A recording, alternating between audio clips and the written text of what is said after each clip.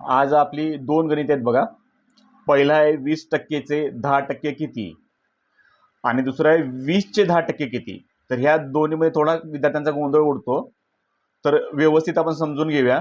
बघूया पहिलं 20%चे 10% किती. ज्यावेळेस टक्के असतात, टक्के म्हणजे 100, हे नेहमी छेदामध्ये असतात.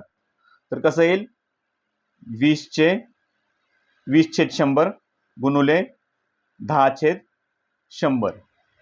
आता काय याचा हा शून्य गेला, हा शून्य गेला, हा शून्य गेला, हा शून्य गेला. 1/10 हे इथे राहिलेले, हे 10 हे छेदात 10 आहे. 10 गुणिले 10 किती झाले, 100. आणि वरती किती आहेत, 2 आहेत. तर 2/100 आलेला आहे. तर आता आपल्याला काय डायरेक्ट पूर्ण रूप देऊया याचं.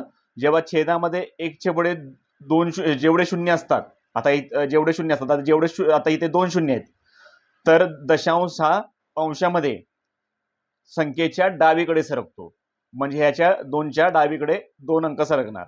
तर याचं उत्तर किती येईल बघा, 2 1 2 0.